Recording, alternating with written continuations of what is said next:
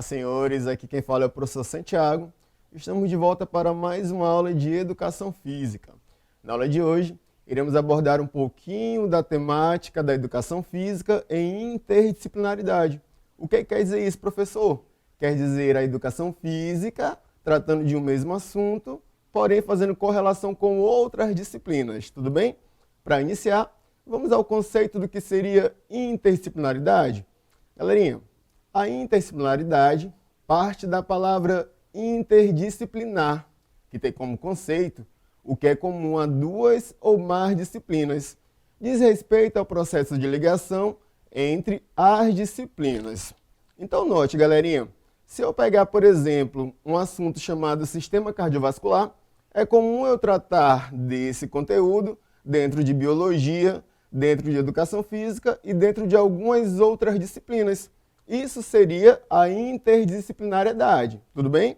Porém, na aula de hoje, nós iremos mais necessariamente tratar sobre jogos e esportes e tentarmos fazer uma correlação com outras disciplinas. Vamos ver como é que vai sair isso daqui? Então note. Os esportes mais praticados em outros países, tá bom? Vamos falar então das práticas corporais, tipos e alguns exemplos. Começando pela Austrália. O esporte tem sido parte integrante da cultura australiana desde a fundação da sua nação, com esportes como o cricket, o futebol australiano e o rugby, sendo alguns dos mais vistos e jogados, tá? O futebol australiano nasceu na cidade de Melbourne por volta de 1859. Esse esporte, as regras principais dele são 2 times com 18 jogadores que disputam uma partida de 4 tempos de 20 minutos. Então, notem que é um jogo longo.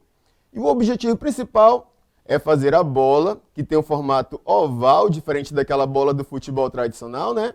E essa bola deve passar pelo meio de 2 traves principais, bem altas, que ficam no final do campo, com uma pontuação que varia de acordo com a jogada, mas que tem um valor máximo de 6 pontos. Galerinha, aqui para você eu trouxe mais ou menos uma imagem do que seria um campo de futebol australiano, tá? Você pode ver ali, quando eu falo campo, que ele é gramado normal, ele é delimitado, temos as linhas brancas, para identificar, porém o formato dele é diferente do campo do futebol tradicional.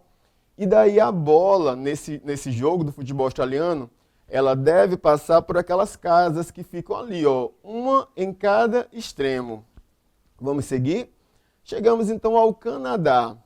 Sendo uma nação bem gelada, em boa parte do seu país, os esportes canadenses muitas vezes refletem sua natureza frígida, com o hóquei no gelo sendo de longe o mais comum.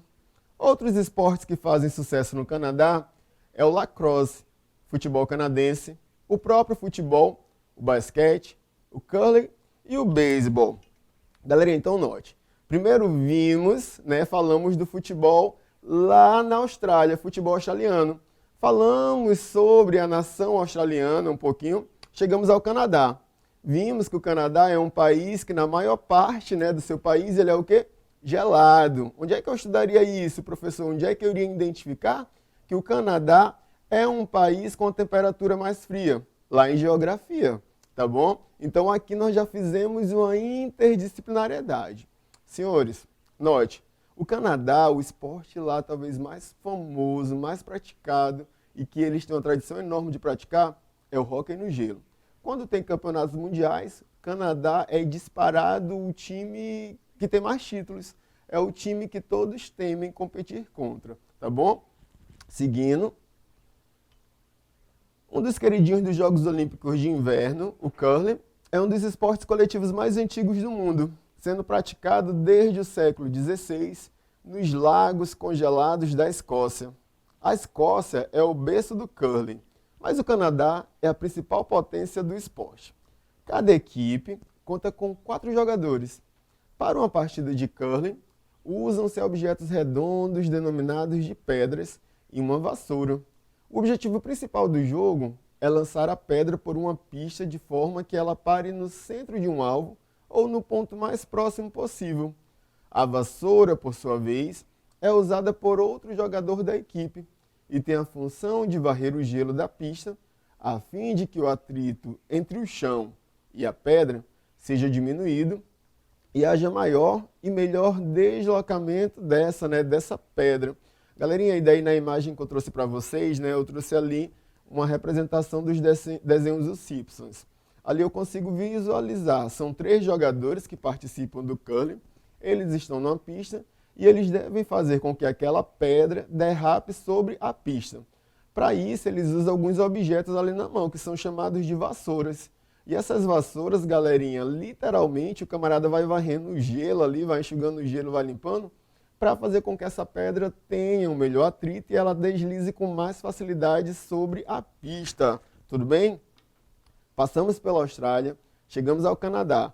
Professor, o senhor falou que o esporte mais praticado, mais comum no Canadá é o hóquei e falou do curling? Sim, o hóquei ele é muito praticado e justamente por ele já ser tão comum, o professor trouxe um outro esporte, que é o curling, tá bom? Que é um esporte que ele surgiu lá na Suécia devido a ser uma região também gelada. Pessoal, quando a gente está falando dos esportes, nós estamos falando também um pouquinho sobre a sua história, tá? Onde é que a gente trabalha muito a história de algo, o conceito de algo? Lá na disciplina de História. Tudo bem? Vamos seguir? Chegamos à China.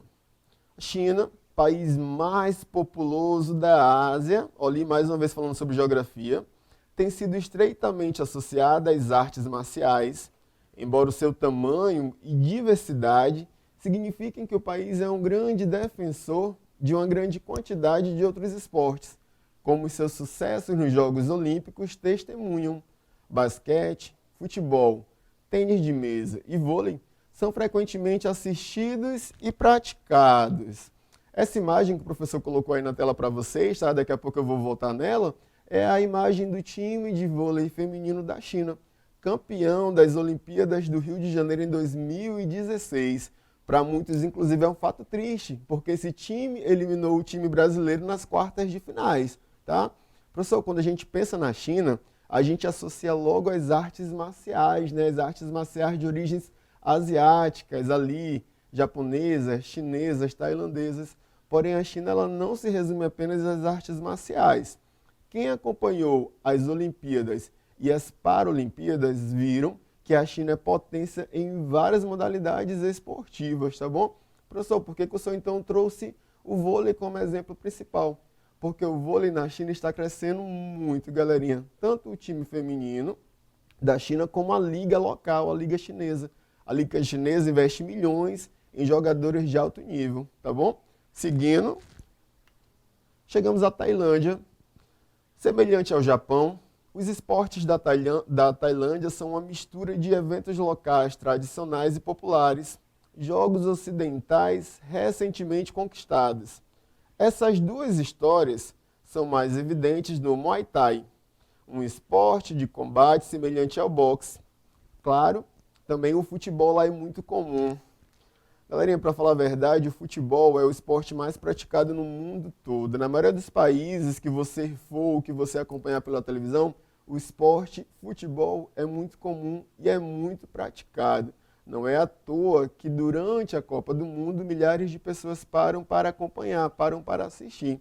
Mas lá na Tailândia, o Muay Thai ele é muito forte e ele é muito praticado desde a infância, tá bom? E a cultura tailandesa, nessa parte dos esportes, principalmente das artes marciais, ela se confunde muito com a cultura japonesa, certo? A arte marcial tailandesa milenar, o Muay Thai, tem aulas e treinamentos voltados não só para o público masculino, mas também para o feminino e infantil. O Muay Thai exige disciplina e postura, trabalha autocontrole, melhora condicionamento físico e promove o ganho de massa muscular, ou seja, para quem quer hipertrofiar. Estima-se ainda que uma hora de aula perde-se de 600 a 900 calorias, podendo passar até de 1.000, dependendo da intensidade do treinamento e da resistência, idade e biótipo do praticante. Em outras aulas já falamos sobre os biótipos. Estão lembrados que temos 3? Então existe um biótipo chamado de mesomorfo, e esse biótipo ele tem tendência a ter uma predisponibilidade bem maior que os outros, tanto na parte da atividade física, do exercício físico, como na parte dos esportes propriamente ditos. Então, esse biótipo, quando pratica uma certa arte marcial, que nem estamos falando do Muay Thai, né? Ele consegue perder mais calorias do que os outros 2 biótipos, tá bom? Seguindo, vamos revisar aqui o que acabamos de estudar hoje, galerinha. Hoje trabalhamos com a interdisciplinaridade, aprendemos o conceito do que vem a ser interdisciplinaridade e trabalhamos com as práticas corporais, né, no caso os esportes, relacionando-os com outras disciplinas além da educação física. Vamos praticar agora, vamos resolver juntos 2 questões e ver o quanto conseguimos absorver na aula de hoje. Questão 1. Interdisciplinaridade na educação é a união de 2 ou mais disciplinas trabalhando alinhadas com o mesmo tema ou assunto.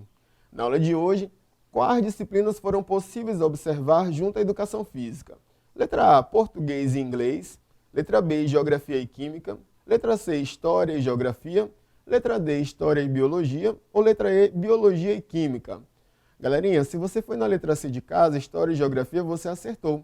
Quando a gente fala da história de um esporte, a história de determinado país, eu estou falando o quê? Sobre a disciplina de história. E geografia, ali quando eu falava sobre densidade populacional, por exemplo, dizendo qual é a população chinesa, eu estou tratando dessa disciplina, tá bom? Então, história e geografia foram as disciplinas trabalhadas na aula de hoje. Questão 2. O curling, esporte muito popular nos Jogos de Inverno, surgiu na Escócia, mas se tornou potência em qual país? Letra A, nos Estados Unidos, Alemanha, Suécia, Rússia ou Canadá? Questãozinha bem simples, né? Mole, mole, mole. Vimos que o curling se tornou potência quando chegou ao Canadá, tá bom? Senhores, então a aula de hoje foi isso. Falamos sobre interdisciplinaridade, vimos aí, né, um pouquinho sobre as práticas corporais mais praticadas em alguns países. Falamos sobre a história desses países, densidade populacional, a cultura desses países e vimos um pouquinho sobre a história de alguns esportes, tá bom? Não esqueçam de acompanhar essa e outras aulas na plataforma Eduque. Aguardo pelos senhores no próximo encontro. Fiquem todos com Deus e até mais.